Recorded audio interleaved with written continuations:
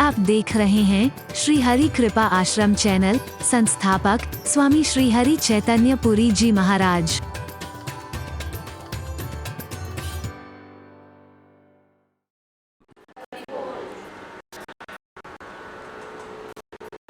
मनु और शत्रुपा प्रार्थना पर परमात्मा श्री हरि प्रकट हुए। उनके सौंदर्य का वर्णन क्या करें।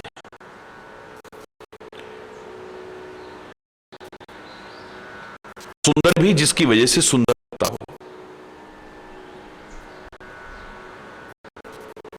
और सुंदरता को सुंदर करने वाले जो हैं,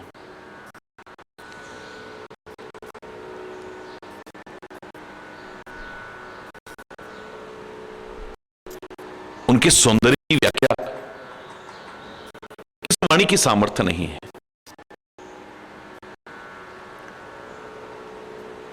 उनकी रूप माधुरी का जादू किस पर नहीं चला है। तुलसी ने मानस में एक नहीं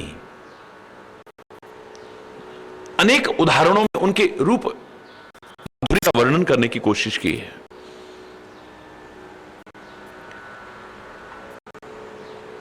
चाहे वो अवधपुर में हो, चाहे वो जनकपुर में उनके सौंदर्य का वर्णन हो, मुग्ध हो गए हैं सारे के सारे। नन्हे नन्हे बालक भी उनको छू छू करके देखते हैं, बहाने से छू छू करके देखते हैं।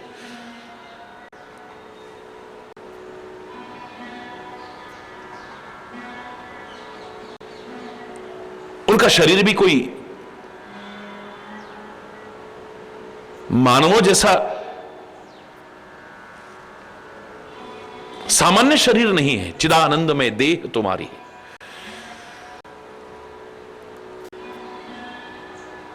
स्वयं मुनिराज कहते हैं कि हे परमात्मा श्री राम, आपकी देह भी चिदानंदमय है।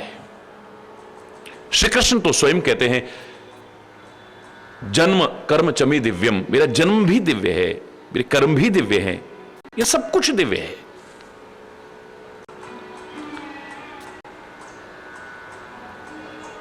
लावण्य ही लावण्य है, सौंदर्य ही सौंदर्य है, मधुरता ही मधुरता है। मधुराधिपतेर अखिलम मधुरम, उसका सब कुछ मधुर ही मधुर है। उनका देखना मधुर है, उनका चलना मधुर है।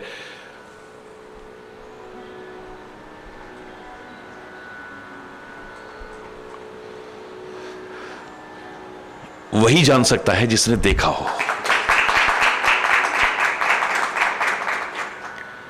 किसी ने कहा कि तुमने देखा है परमात्मा को, उनके सौंदर्य का वर्णन तो करो जरा।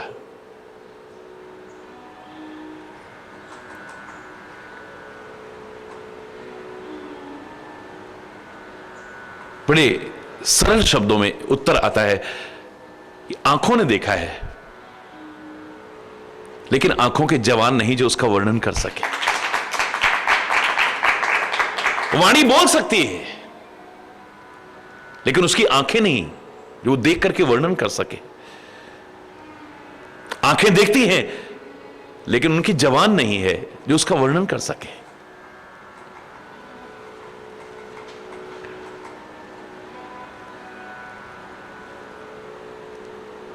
लोगों पर तो क्या, जो हिंसक जीव हैं वो भी उनके रूप माधुर्य के जाल में बंधे बिना नहीं रह पाए। रामायण में कहा, बाघहू सन्मुख गए न खाई। वन यात्रा के दौरान श्री राम चले जा रहे हैं तो बाघ भी सामने आकर के दुम हिला करके सिर झुका करके चला जाता है। हिंसक भी जिसके रूप को देख करके हिंसा का परित्याग कर दे, उस रूप का वर्णन कौन कर सकता है।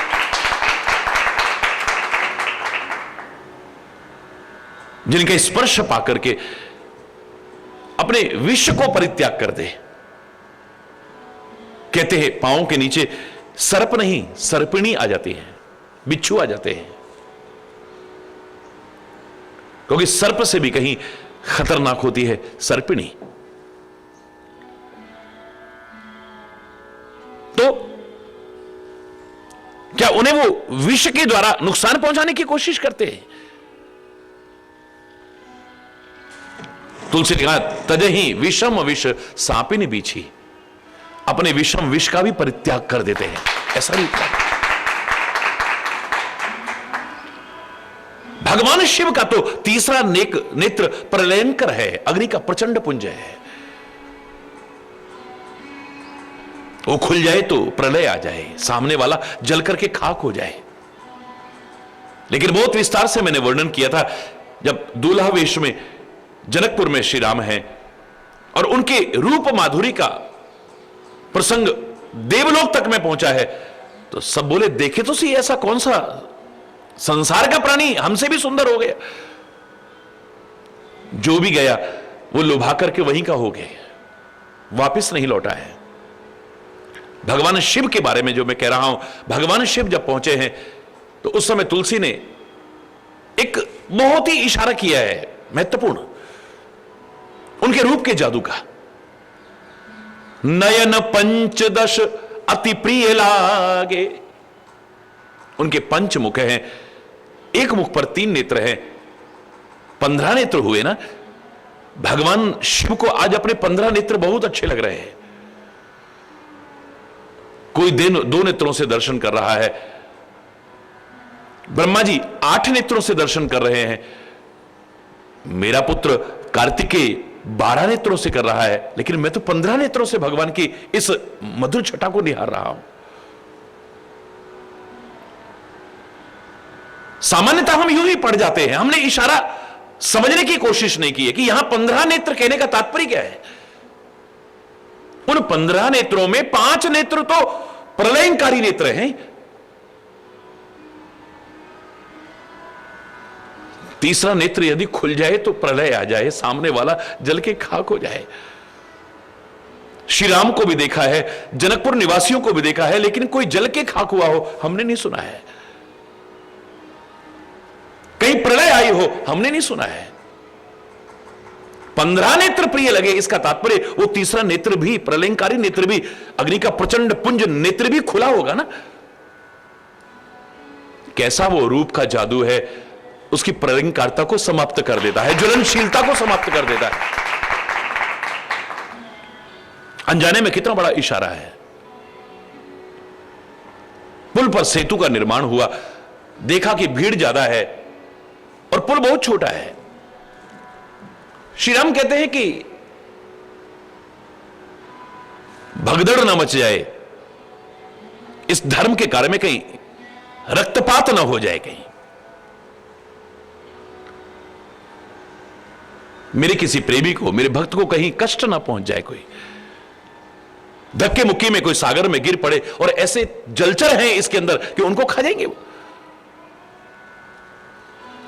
श्री राम कहते हैं पहले मुझे आगे जाने दो। श्री राम सेतु के मध्य में पहुंच जाते हैं और इशारा करते हैं कि अब सारे आओ। क्यों? देखन कहूं प्रभु करुणा कंदा, प्रगट भय सब जलचर वृंदा। भगवान की उस दिव्य छटा को देखने के लिए जितने भी जलचर थे वो सारे के सारे ऊपर प्रकट हो गए। कई कई योजन के भारी शरीर वाले भी, कई उनको भी खाने वाले भी। तिनकी ओट ना देखिए बारी, उनकी ओट में पानी कहीं दिखाई नहीं दे रहा पूरे सागर में। श्री राम इशारा करते हैं अब सारे के सारे दिखो। मेरे को देखते देखते इतने बेसुध हो चुके हैं, अब इन पर चढ़ के भी कोई जाएगा ये किसी को नुकसान नहीं पहुंचा सकते। एक ही बार में सारी सेना को पार कर दिया है। कुछ उड़ते हुए जाते हैं, कुछ सागर पर जाते हैं और अपर जलचरण ऊपर चढ़ चढ़ पा रही जाए, बाकी उन हिंसक भयानक जलचरों के ऊपर चढ़ चढ़ करके पार जा रहे हैं, किसी को कोई कष्ट नहीं हो रहा है। कैसा वो रूप होगा। भक्तों पर उसका जादू चले बड़ी अच्छी बात है, इन सब पर चले बड़ी अच्छी बात है, लेकिन शत्रु के ऊपर जादू, राक्षस के ऊपर जादू। शूर्पणखा की जब नाक कान काटे, रुदन जाके किया, खरदूषण आए हैं सेना को लेकर के, लेकिन जैसे ही श्री राम को देखा है, मन में एकदम से आता है कि यद्यपि इन्होंने हमारी बहन को कुरूप किया है, लेकिन इनको मारने को मन नहीं कर रहा है। यद्यपि भगनी की न कुरूपा, पर वध लायक नहीं पुरुष अनुपा। यद्यपि इन्होंने हमारी बहन को कुरूप किया है, इनको मृत्युदंड मिलना चाहिए, पर पता नहीं क्यों इनको मारने को मन नहीं कर रहा है। पहला संदेशा भेजते हैं, हे राजकुमारों, वापिस चले जाओ। मैं आगे का प्रसंग नहीं सुना रहा हूं।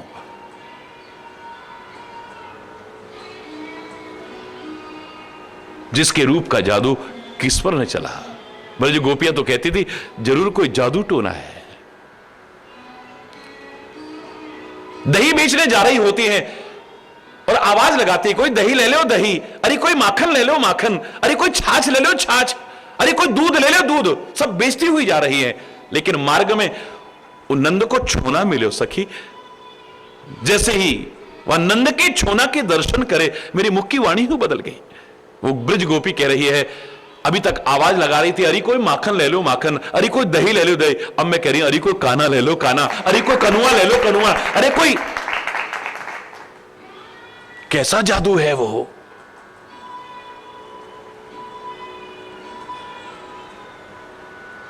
मनु और शत्रुपा उस दिव्य छटा को देखते ही रह गए। अद्भुत।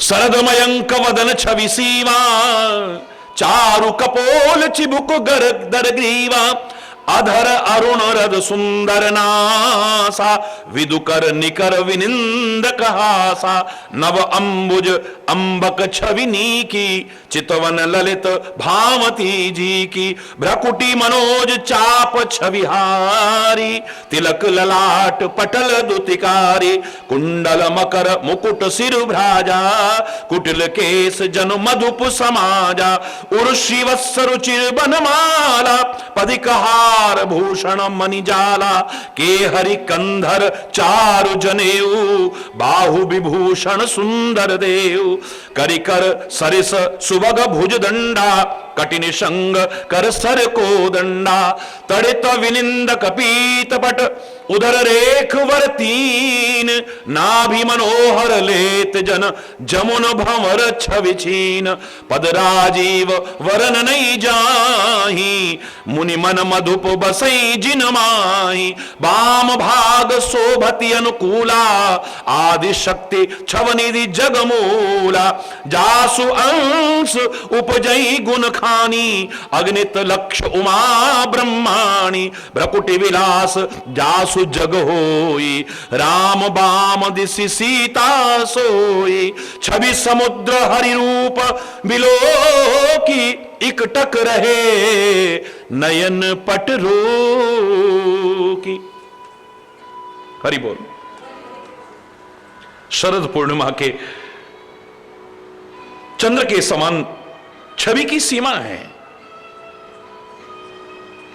लाल होठ, दांत और नाक सुंदर है, ये साकार रूप का वर्णन किया है। हंसी चंद्रमा की किरण समूह को अत्यंत नीचा दिखाने वाली है।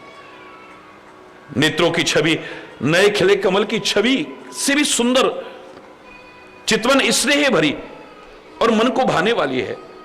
भौहें कामदेव के धनुष की शोभा हरने वाली है। ललाट पटल पर तिलक प्रकाश कर रहा है। कानों में मकराकृत कुंडल, सिर पर मुकुट सुशोभित है। टेढ़े घुंघराले बाल मानो भौरों के समाज हैं। हृदय पर श्रीवत्स चिन्ह, सुंदर बनमाला, नवरत्न जड़ित हार, मणियों से युक्त आभूषण है। सिंह के समान कंधे, बड़ा सुंदर जनेऊ,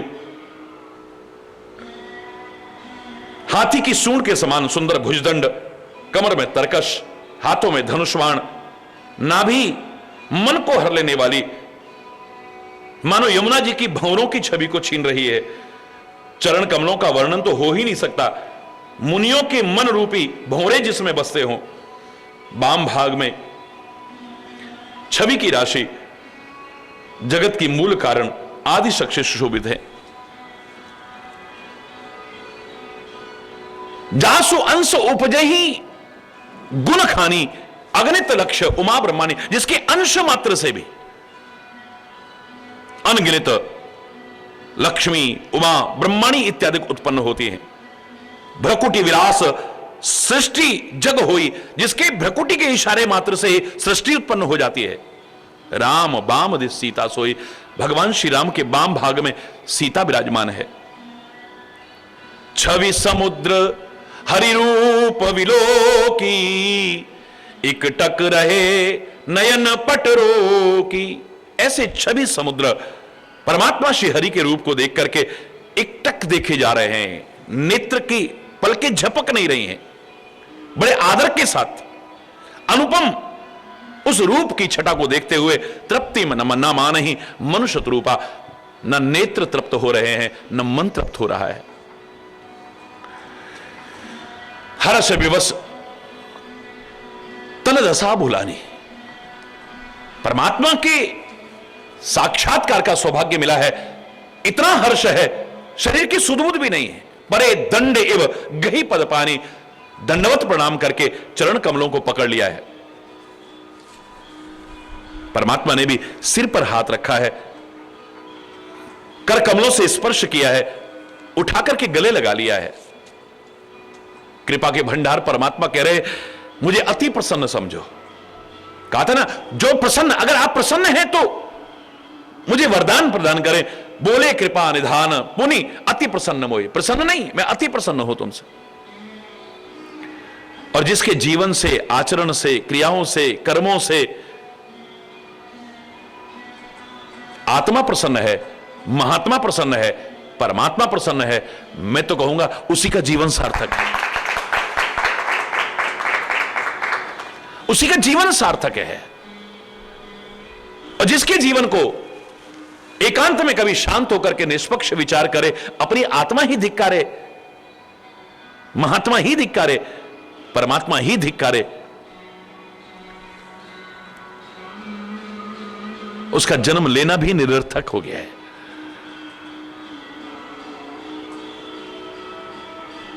जहां पवित्रता हो, शुचिता हो,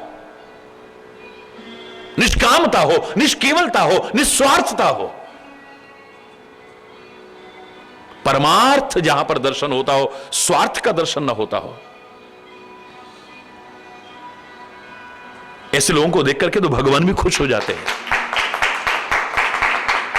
बोले कृपा निधान पुनि अति प्रसन्न मोहि जान, मांगहु वर जोई भाव मन महादानी अनुमान। जो तुम्हारे मन में आए वो वरदान मांग लो। ये हर एक से नहीं कह सकते हैं। जो तुम्हारे मन में आए वो जानते हैं इनको कितने लालच दिए गए, ये किसी भी लालच में नहीं फंसे हैं, ये मात्र मुझे ही पाना चाहते हैं। निश्चिंत होकर के कहते हैं जो मन में आए वो मांग लो। इनका मन तो है ही नहीं ना कहीं, इन्होंने तो मन मुझे अर्पित कर दिया है, इनके मन को क्या अच्छा लगेगा।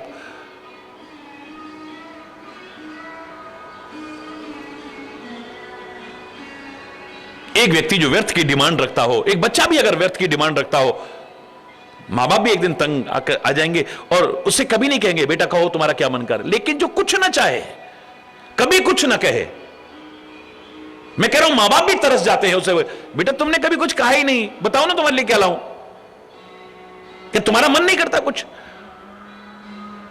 जिसका मन करता रहता है, जिसकी डिमांड होती रहती है, उससे नहीं पूछते हैं फिर। हरि बोल। जो घर के बजट को देख के चलता है, माता पिता की स्थिति को देख करके चलता है, उनकी प्रसन्नता को देख करके चलता है, कुछ अनुचित मांग नहीं करता है, उससे तो माता पिता भी कह देंगे जो मन में आए वो मांगो ना तुम। परमात्मा तो हृदय की जानते हैं, वो जानते हैं इसको मेरे अलावा कुछ और नहीं चाहिए।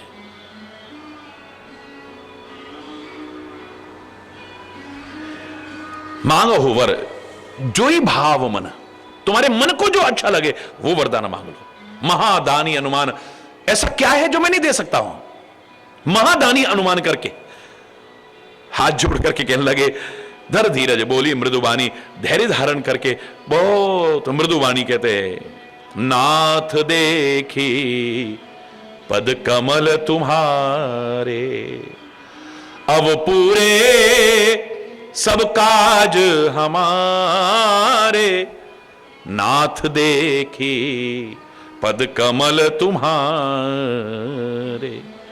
हे नाथ, आपके चरण कमलों के दर्शन कर लिए, हमारे तो सब काम पूर्ण हो गए, अब आपसे क्या मांगे हम? आपके चरण कमल के दर्शन होना ही ये कोई मामूली बात नहीं है। आपके चरण कमलों के दर्शन हो गए, उन चरणों के स्पर्श करने का सौभाग्य मिला, आपके कर कमलों का स्पर्श मिला, इससे ज्यादा और बाकी हमारे तो सब काम पूर्ण हो गए।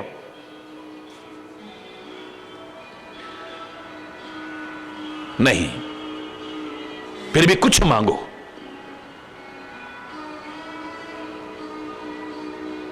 परमात्मा बार बार कह रहे हैं तो कहते हैं, एक लालसा बड़ उर्माई, एक लालसा है।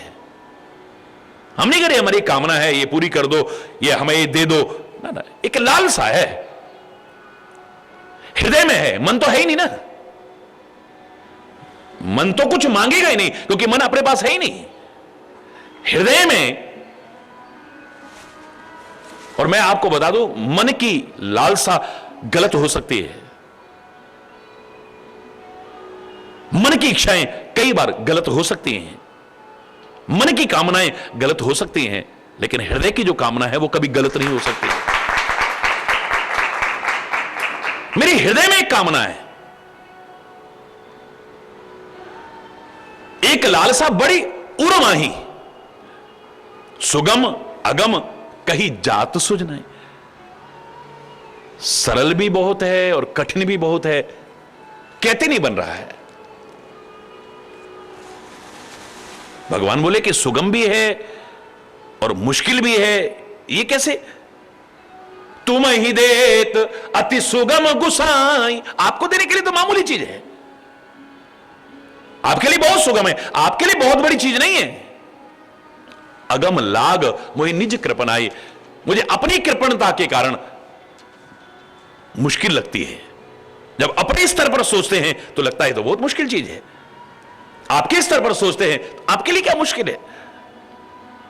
एक दरिद्र व्यक्ति कल्प वृक्ष के नीचे आ जाए, उसे मिल जाए, लेकिन वो कितना मांगेगा?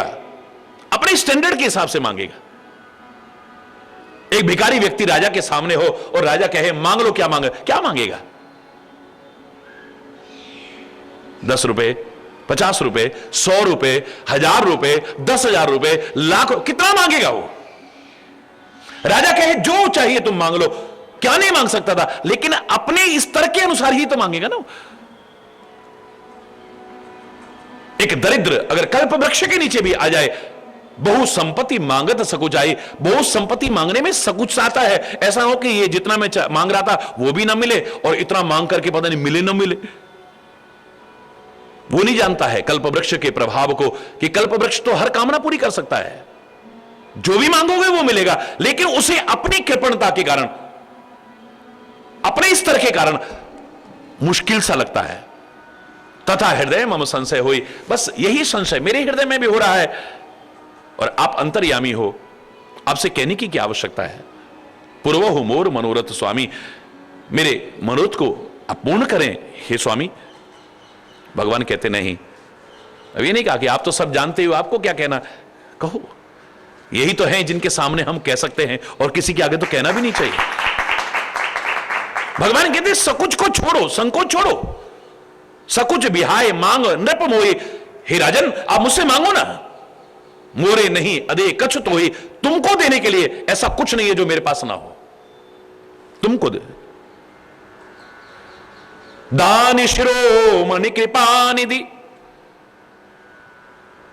नाथ कहो सतभाव, चाहो तुम ही समान सुत, प्रभु सन खवन दुराव।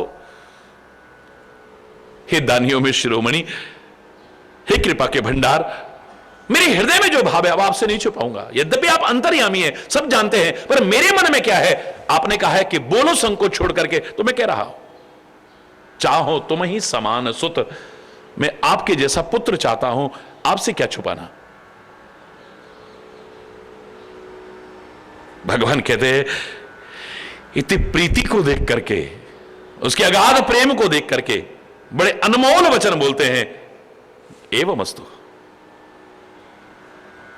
करुणानिधि परमात्मा कहते हैं एवमस्तु, ऐसा ही हो, लेकिन थोड़ी कमी रह गई, थोड़ी कमी रह गई।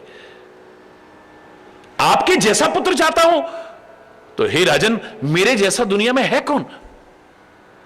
मैं कहां पर खोज करके लाऊं कि वो मेरे जैसा है, वो मेरे जैसा है? अपने जैसा मैं कहां खोज करके लाऊंगा?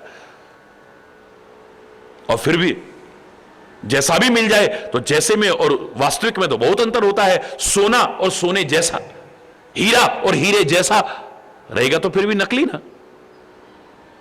आप सरिस खोजो कहां जाए, मैं अपने जैसा कहां जाकर के खोजूं? न पता वो तने हो मैं आई, जो कमी आपसे मांगने में रह गई है मैं पूर्ण करता हूं, मैं स्वयं ही तुम्हारा पुत्र बनकर के आऊं।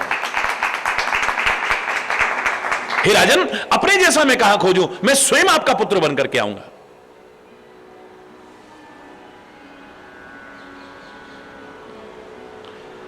अगर ऐसा होना जीवन, ऐसा होना आचरण, इतना होना प्यार, आपके मांगने में कहीं कमी भी रह जाएगी उसे परमात्मा स्वयं पूर्ण कर देते हैं।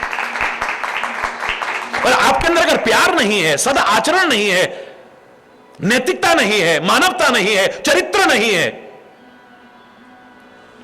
आप जो मांगोगे भी ना उसे भी वो पूर्ण करेंगे, मुझे संदेह है। मैंने कहा ना, भगवान ने खुद कह दिया मांग लो क्या मांगना चाहते हो। हिरण्यकश्यप ने कहा मैं मरूं ही नहीं, ये नहीं हो सकता। जो मांगा है उसमें भी कम करके दिया है, यहां कम मांगा है और बढ़ा करके दिया है।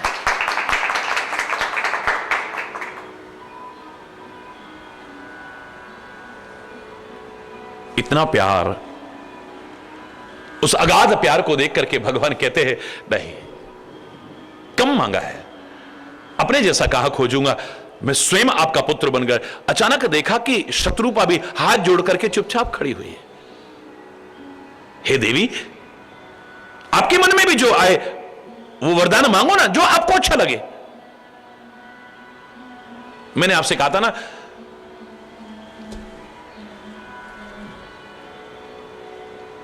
हम वो करते हैं जो हम चाहते हैं,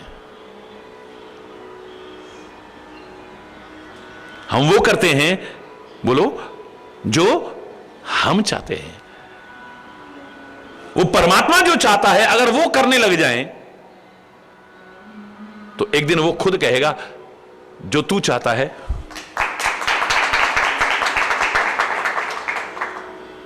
तू जो चाहता है वो करता है, लेकिन होता वो है जो वो चाहता है। बहुत गहरा वाक्य है, ध्यान रखिएगा इस बात को। तू वो करता है जो तू चाहता है, होता वो है जो वो चाहता है। जो तू चाहता है वो नहीं मिलता तो फिर रोता है, तू उदास रहता है। वो जो चाहता है अगर तू वो करने लग जाए तो आएगा वो दिन, वो करेगा जो तू चाहेगा। जो किसी ने कहा था ना, खुद ही को कर बुलंद इतना, खुदा खुद आके ये पूछे। ऐसा जीवन हो, ऐसा आचरण हो, इतनी दिव्यता हो, इतनी ऊंचाइयां बुलंदियां बढ़ जाए हमारे जीवन की, खुदा खुद आके ये पूछे बता तेरी रजा क्या है, तू क्या चाहता है? तू जो चाहेगा वो होगा, पर पहले राजी हैं हम उसी में जिसमें तेरी रजा है। हम उसमें खुश हैं जैसे तू रख, जाही विधि राखे राम ताही विधि रहिए। पहले जैसे तू रखेगा हम वैसे रहेंगे। तेरी मर्जी के हम है गुलाम, तेरी मर्जी जैसी हो तो जीता रखे चाहे हमको या धड़ से सर उतारे। अब फकीरे आशिक कहता है यूं पुकारे, राजी हैं हम उसी में जिसमें तेरी रजा है। यहां यूं भी वाह वाह है, यहां वो भी वाह वाह। हमारी खुशी उसमें है जिसमें तू खुश है। आदमी अपनी खुशी को ढूंढता है, यही गड़बड़ शुरू हो जाती है। मेरे मन को क्या अच्छा लग रहा है वो चाहने लग जाता है, यही गड़बड़ शुरू हो जाती है। वो क्या चाहता है उस हिसाब से रहो। अगर तुम उसके अनुसार जीवन जीने लग गए फिर तुम जो चाहोगे मैं तो कह रहा हूं तुम चाहोगे नहीं, तुम उसके अलावा किसी को चाहोगे नहीं। बस तू मिल जाए, तेरी कृपा मिल जाए, तेरा हाथ मिल जाए, तेरा साथ मिल जाए, इसके अलावा कुछ ना मिले चलेगा। मैंने कहा था ना, भगवान अगर कहें कि हरि चैतन्य मांगो, जो चाहते हो मांग लो, बस ये चाहना खत्म कर दो, इतनी कृपा कर दो, कोई चाह ही ना रहे, कोई कामना ही ना रहे, तब मैं खुश होकर के सेवा करूं। हरि बोलना। जब तक कामनाएं होती हैं, चाहना होती हैं और वो पूरी नहीं होती हैं, मन के अनुकूल नहीं होता, तो खुशी के माहौल में भी उदास रहते हैं, आनंद की स्थिति में भी रोते रहते हैं। हरि बोलना। भगवान खुद कह रहे हैं, हर एक से तो नहीं कह सकते ना, जो तुम्हारे मन में हो वो मांगो, मैं दूंगा, क्योंकि मालूम है ये गलत मांगेगा ही नहीं। हमारे आपके जैसा अगर चित्रकूट में बैठा होता, श्री राम को मनाने के लिए आया हुआ होता, कभी राम ना कहते, कोई निष्कर्ष नहीं निकल पा रहा है, तुम कहो अब तुम क्या चाहते हो, क्योंकि वो जानते हैं ये स्वार्थी लोग हैं, ये कहेंगे अच्छा फिर चलो ना, हम तो आपको मनाने तो आए हैं, आपको ले जाने तो आए हैं, आप अपने मन के अनुसार चाहते हो। भरत जैसा आदर्श व्यक्ति सामने है, श्री राम खुले शब्दों में कहते हैं, भरत तुम जो कहोगे मैं वैसा करूंगा, क्योंकि भरत का अपना मन है ही नहीं, अपना अस्तित्व है ही नहीं। समर्पण का तात्पर्य क्या है? छाया की तरह हो जाना। कैसे हो जाना? छायावत। जैसे छाया की अपनी कोई एग्जिस्टेंस नहीं है, सेल्फ एग्जिस्टेंस क्या है उसकी बताइए, अपना पृथक अस्तित्व क्या है छाया का? जिसकी छाया है उसने यूं करा तो छाया भी यूं कर रही है, उसने यूं करा छाया भी ऐसी कर रही है, उसने यूं करा छाया भी ऐसी कर रही है। जो हरकत कर रहा है वो व्यक्ति, छाया भी वही कर रही है, यानी उसके अनुसार नाच रहे, जैसे वो नाच रहा है छाया भी वैसे ही नाच रही है। अपना कोई पृथक अस्तित्व नहीं है।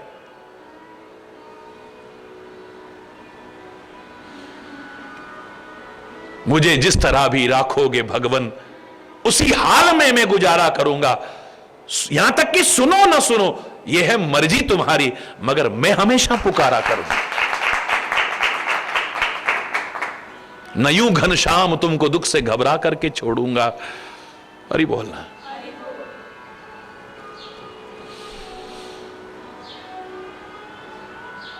भगवान को तड़फाने की आदत नहीं है, लेकिन किसी भक्त ने कहा अगर हमें अपनी अल्पमति से लगता है वो तड़फाता है, अपने प्रेम में विरह में व्याकुल रखता है, बेचैन रखता है, अगर उसकी उपस्थिति का एहसास नहीं हो पा रहा है।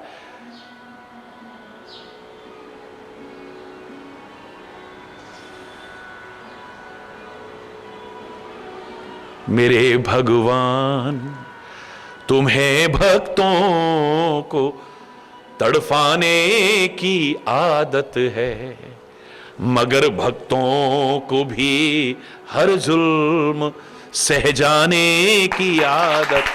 भगवान जुल्म नहीं करते हैं, अपनी मति से बोल रहा है। भगवान जुल्म करेंगे तो फिर रही क्या गया है?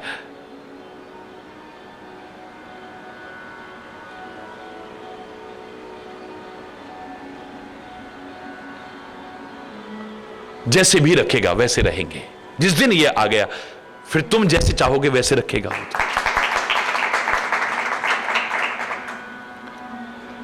देवी मांग वर जो रुचि तोरे। हे देवी तुम भी मांगो ना, जो तुम्हें अच्छा लगे, जो तुम्हारी रुचि हो वो कहो, अवश्य ही पूर्ण करूंगा। प्रभु क्या बात कर रहे हैं आप? मेरे समझदार पति ने जो मांगा है, क्योंकि इससे बड़ी समझदारी और नहीं हो सकती है। जो वरनाथ चतुर नृप मांगा, यही असली चतुरता है, यही असली समझदारी है कि आपको मांग लिया उन्होंने। दुनिया का मालिक अगर हमारा बेटा बनकर के आएगा, जगत पिता हमारा बेटा बन, इससे बड़ा और क्या चाहते हैं? मेरे होशियार समझदार पति ने जो मांगा है सोई कृपाल मोय अति प्रिय लगा। मुझे तो वही बहुत अच्छा लगा है, अति प्रिय लगा है। मुझे कुछ और अलग से नहीं मांगना है, कोई अलग से मुझे और कुछ नहीं चाहिए। हां, एक ढिठाई अवश्य है। हालांकि हमारा प्रेम देख करके, हमारी भक्ति देख करके आपको तो अच्छी लगेगी, लेकिन हमें अपनी मूर्खता नजर आ रही है। आप ब्रह्मा इत्यादि के भी उत्पन्न करने वाले हैं, आप सारी सृष्टि को उत्पन्न करने वाले हैं, आप परब्रह्म परमात्मा हैं, हर उर अंतर्यामी हैं। ये सोचते हुए भी मन में संशय होता है कि क्या ऐसा हो पाएगा कि जगत पिता हमारा बेटा बन के आए। हरि बोलना। आपने जो कहा है ये होगा अपनी मूर्खता के कारण। मन में कहीं ना कहीं एक संशय सा हो रहा है। जे निज भगत नाथ तब अहि, जो सुख पावहि, जो गति लहहि। आपके जो निज भक्त है ना, निज भक्त जिन्हें आप अपना करके मानते हो, एक भक्त हैं जो परमात्मा को अपना करके मानते हैं, निज भक्त हैं जिन्हें परमात्मा अपना करके मानते हैं। हम लाख आपको अपना माने, उतना आनंद नहीं है जितना आप अपना करके मानो। हरि बोलना। हमारे लिए तो कोई और है ही नहीं, हमारे तो आप ही हैं, बिल्कुल ठीक है, लेकिन आपके हम हैं या नहीं, आप हमें अपना करके मानते हो या नहीं, आपकी कृपा के अधिकारी हम बन पाए हैं या नहीं, ये ज्यादा महत्वपूर्ण है। आपके जो निज भक्त हैं ना, वो जो सुख प्राप्त करते हैं, उनकी जो गति होती है, वही सुख, वही गति, वही भगति, वही आपके चरणों में प्रेम, सोई विवेक, उनका रहना सहना हमें कृपा करके दे दो, बस हमें और कुछ नहीं चाहिए। क्योंकि आप जगत पिता हैं, सारी सृष्टि को उत्पन्न करने वाले हैं, ब्रह्मा को भी उत्पन्न करने वाले हैं। पता नहीं आप हमारे बेटे बन के आएंगे कि नहीं। चलो आपने कह दिया, यही बहुत बड़ी बात है। हमें इतना ही दे दो कि आपके जो बिल्कुल अपने निज भक्त हैं ना, उनके जैसी भक्ति हमारे अंदर आ जाए, उनके जैसा प्यार आ जाए, वो जो सुख और आनंद पाते हैं, वो सुख और आनंद हम अनुभव करने लग जाएं, वही गति हमारी हो, वही रहन सहन हमारा हो, और वही विवेक हमारा हो। कृपा करके हमें यह प्रदान कर दो। हरि बोलना। मैंने कहा था ना, भावनाओं के जगत में एक दिन मैंने क्या देखा, इतना बड़ा भक्तों का रजिस्टर। उत्सुकता से पन्ने पलटने लगा, कहीं मेरा नाम है या नहीं। हरि बोल। इतनी मोटी किताब, भगवान के जो भक्त हैं उन सब के नाम लिखे थे उसमें।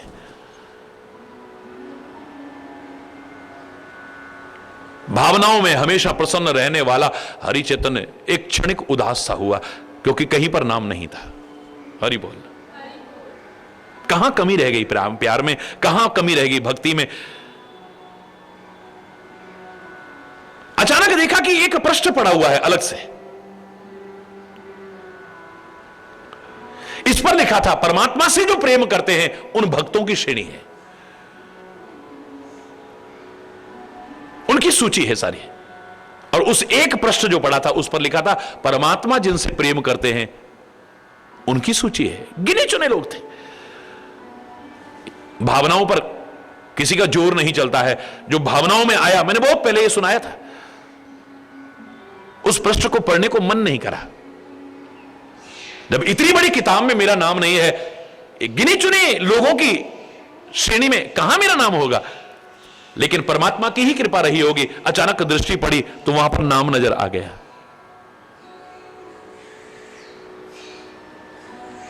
हृदय प्रसन्न हो गया। हम उससे प्यार करते हैं, हाय ना है, लेकिन वो हमसे प्यार करता है। इससे बड़ी बात और क्या हो सकती है। कहीं हमारा प्रेम होगा तभी वो प्यार कर रहा है।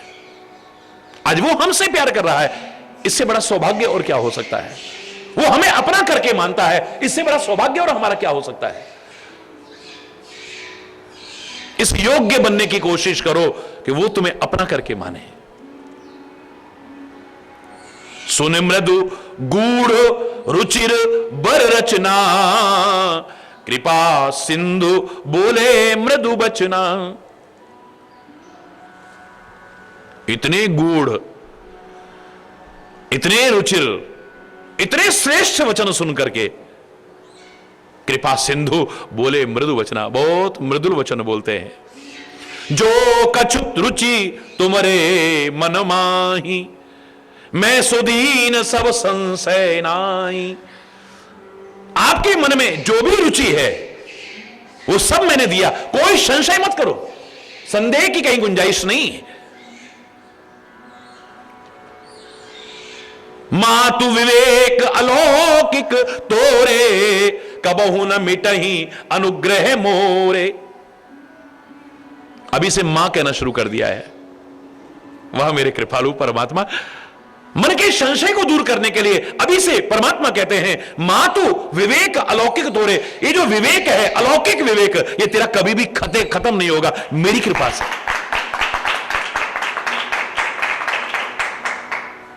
वही भक्ति, वही रहन सहन, वही प्रेम, वही आस्था, वही जीवन, वही आचरण जो मेरे निज भक्तों का है वो तुम्हारे अंदर रहेगा। तुम्हारा विवेक कभी भी समाप्त नहीं होगा।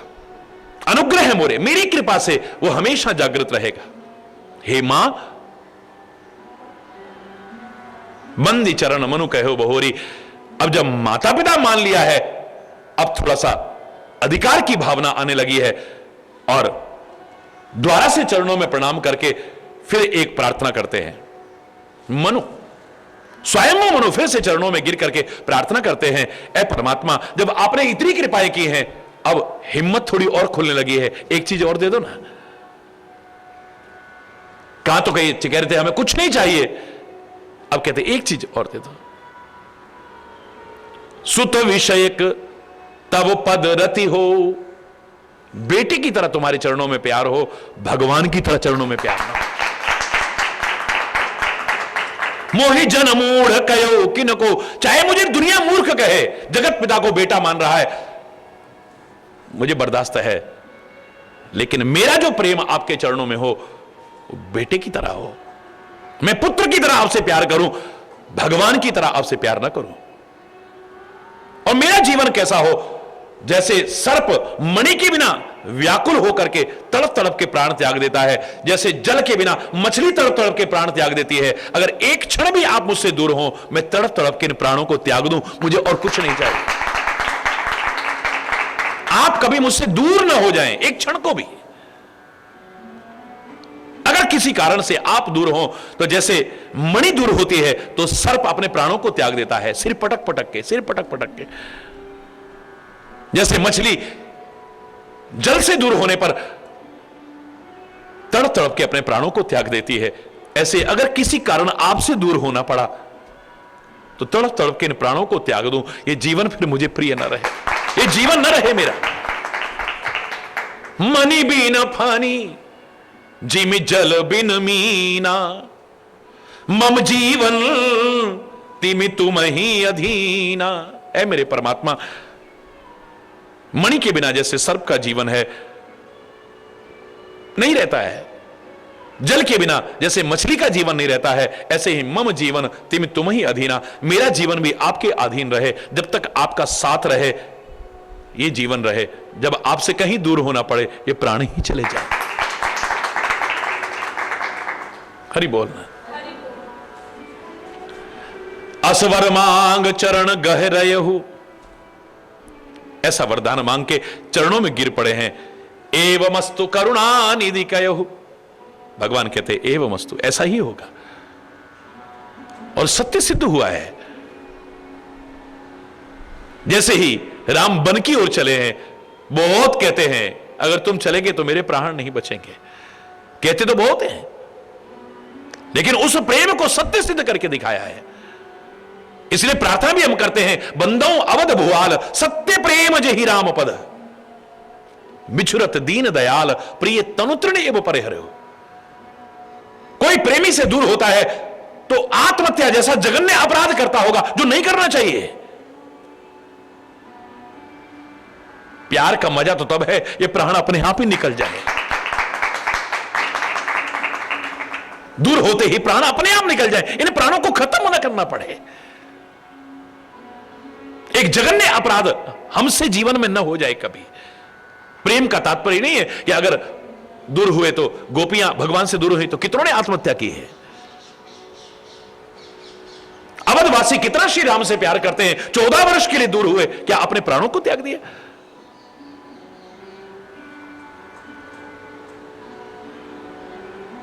मां कौशल्या कितना प्राण करती है, क्या उन्होंने आत्महत्या की? भरत और शत्रुघ्न श्री राम से कितना प्यार करते हैं, क्या उन्होंने अपनी जीवन लीला समाप्त की है?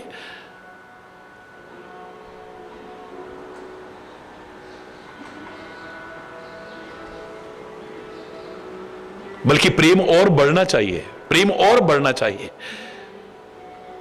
हां, या प्रेम की ये चरम अवस्था हो कि जहां आपको ये एहसास हुआ कि दूर हो गए हैं, फिर प्राण अपने आप निकल जाए, निकालने की आवश्यकता ना रहे, अपराध ना हो वहां पर। जैसा मैंने आपसे कहा था ना कि भीड़ से जैसे मैं विदा हो रहा था एक जगह से, मैं विदा नहीं होता कभी। मैं तो लोगों से कहता हूं, महाराज जी को, अपने गुरु को, महापुरुषों को कभी अपने से विदा मत करना, कभी विदाई समारोह आयोजित मत करना। हमेशा साथ रहने वाले एक वही तो हैं हमारे।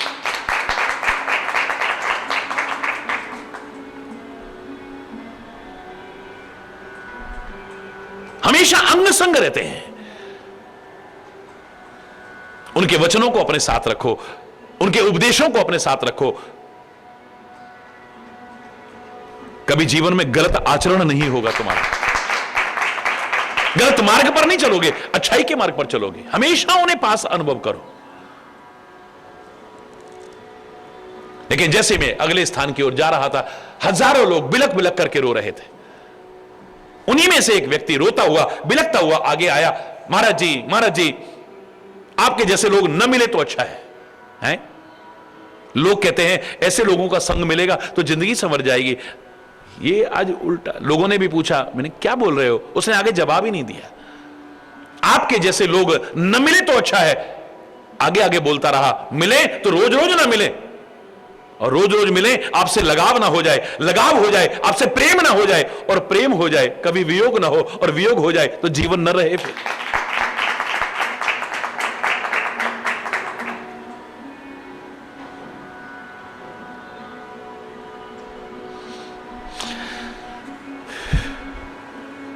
परमात्मा कहते ऐसा ही होगा। अब तुम मेरी आज्ञा मान करके जाकर के इंद्रलोक में निवास करो, कुछ समय वहां पर रहो, फिर अयोध्या के तुम राजा बनोगे, तब मैं तुम्हारा पुत्र बन करके आऊंगा। मैं किसी कर्म बंधन के कारण नहीं, इच्छामय नरवेश समारे, अपनी इच्छा के अनुसार नरवेश धारण करके आऊंगा। हो यहूं प्रगट निकेत तुम्हारे, मैं तुम्हारे निकेत में, तुम्हारे घर में प्रकट होकर के आऊंगा। मैं तो कहता हूं ऐसा जीवन हो, घर में तो क्या, हमारे घट में भी पैदा हो जाए। मैंने तो हमेशा से कहा है, मजा तब है वो खाली बांके बिहारी ना रहे, खाली रास बिहारी ना रहे, खाली वृंदावन बिहारी ना रहे, खाली कुंज निकुंज बिहारी ना रहे, हमारा हृदय बिहारी बन जाए। खाली अवध बिहारी ना रहे, खाली दशरथ अजिर बिहारी ना रहे, खाली धनुर्धारी ना रहे, हमारा हृदय बिहारी बन जाए, तब आनंद है।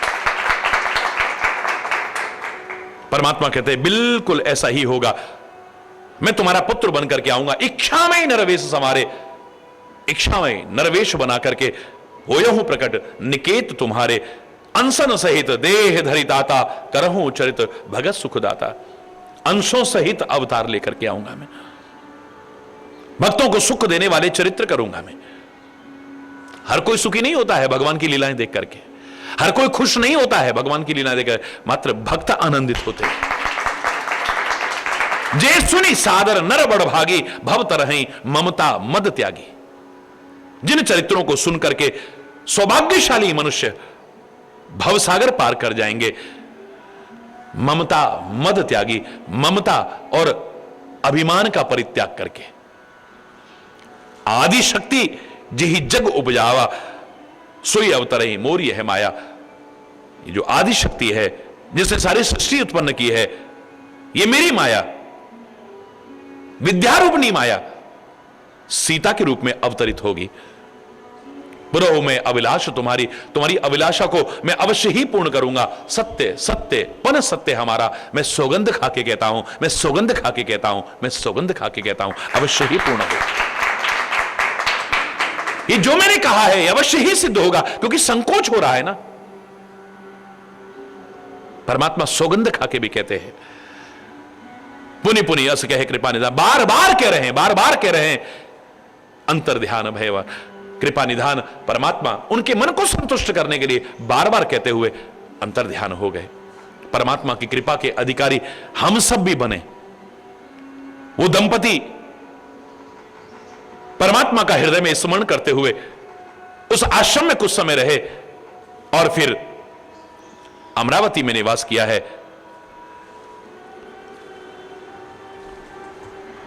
वही फिर दशरथ बन के आए और वरदान के कारण परमात्मा राम रूप में अवतार लेकर के आए हैं। तो भगवान शिव कहते हैं, हे पार्वती, राम के जन्म का एक यह भी कारण है। अभी तक आपने सुना भगवान के दो द्वारपाल जय और विजय ऋषियों के शाप के कारण वो राक्षस बने और उनको मुक्त करने के लिए परमात्मा ने अवतार लिया। एक अवतार का कारण।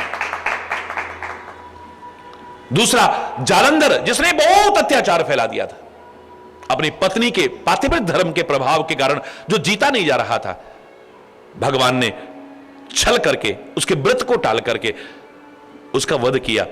जालंधर अगले जन्म में रावण बना और उसकी मुक्ति के लिए श्री राम अवतार धारण करके आए। ये उनके दूसरे अवतार का कारण, जो रामचरितमानस में वर्णन है।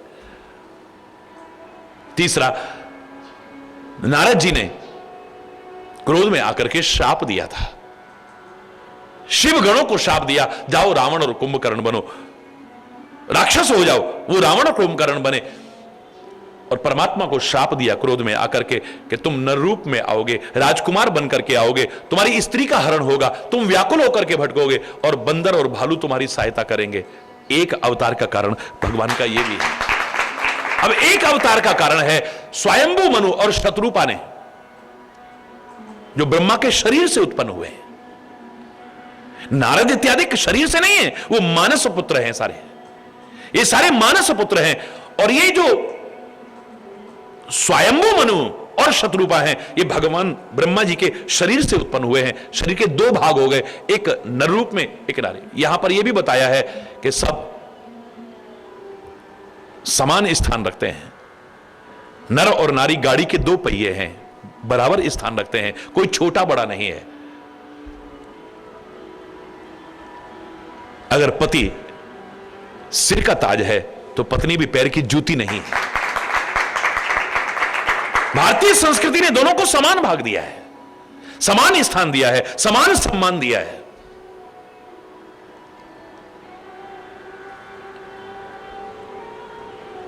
इन्होंने तप किया है, भगवान से मांगा है, उनके कहने पर कि आपके जैसा पुत्र हो। भगवान ने कहा मैं स्वयं तुम्हारा पुत्र बनकर के आऊंगा। वो पुत्र बनकर के आए, दशरथ के बेटे बनकर के आए। राम जन्म का एक ये भी कारण है। एक और कारण है राम अवतार का, जो मैं तुम्हें बताऊंगा, उसे भी ध्यान से सुनिएगा। भगवान शिव कहते हैं, हे पार्वती, वो क्या था शेष कल, आज यहीं पर अगर कोई गलत शब्द निकला हो उसके लिए क्षमा चाहता हुआ अपनी वाणी को विराम दूंगा। एक बार जोर से बोलेंगे, धर्म की अधर्म का, प्राणियों में विश्व का, गौ माता की, भारत माता की, गंगा माता की, संत समाज की, भारत की देवियों की, भक्त समाज की।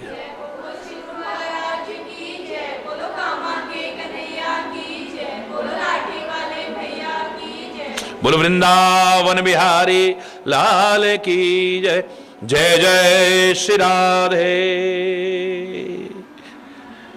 श्याम राम। हरि बोल, हरि बोल। संसार के जीवों पर आशा न किया करना, जब कोई ना हो अपना, हरि नाम जपा करना, संसार के जीवों पर आशा न किया करना, जब कोई ना हो अपना। हरि नाम जपा करना, जब कोई न हो अपना। हरि नाम जपा करना, जीवन के समुंदर में तूफान भी आते हैं। जीवन के समुंदर में तूफान भी आते हैं, जो हरि के सहारे हैं उन्हें वो ही बचाते हैं। जो हरि के सहारे हैं उन्हें वो ही बचाते हैं। भगवान भी कहते हैं, जीवों पे दया करना, जब कोई ना हो अपना। हरि नाम जपा करना, संसार के जीवों पर आशा न किया करना, जब कोई ना हो। हरि नाम दावा न जमा लेना, यह देश बेगाना है। दावा न जमा लेना, यह देश बेगाना है। मानव का ये चोला फिर से नहीं पाना है। मानव का ये चोला फिर से नहीं पाना है। यूं ही ना गवा देना, हरि नाम जपा करना, जब कोई ना हो अपना।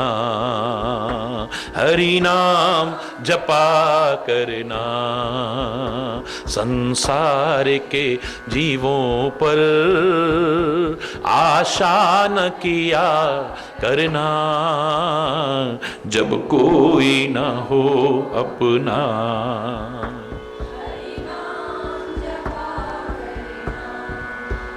मत रो मत रो ए मन तू दुख में न रो।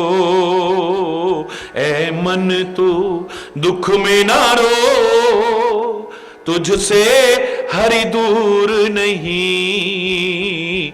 ए मन तू दुख में न रो, तुझसे हरि दूर नहीं।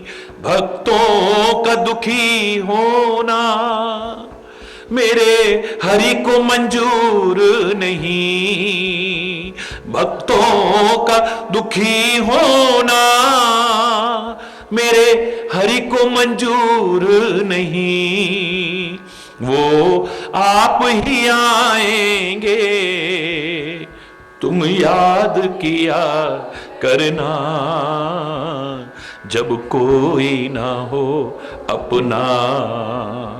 हरि नाम जपा करना, संसार के जीवों पर आशा न किया करना, जब कोई ना हो अपना। हरि नाम तुम याद करो दिल से, खाली ऊपर ऊपर से नहीं, तुम याद करो दिल से, दुख दर्द मिटा देंगे। तुम याद करो दिल से, दुख दर्द मिटा देंगे। सच्चा जो प्रेम होगा वो खुद ही दर्श देंगे। सच्चा जो प्रेम होगा वो खुद ही दर्श देंगे। निस्वार्थ भाव से तुम बस नाम लिया करना, जब कोई ना हो अपना हरि नाम जपा करना, जब कोई ना हो अपना हरि नाम जपा करना। संसार के जीवों पर आशा न किया करना, जब कोई ना हो अपना हरि नाम जपा करना, जब कोई ना हो अपना हरि नाम जपा करना, हरि नाम जपा करना, हरि नाम जपा करना।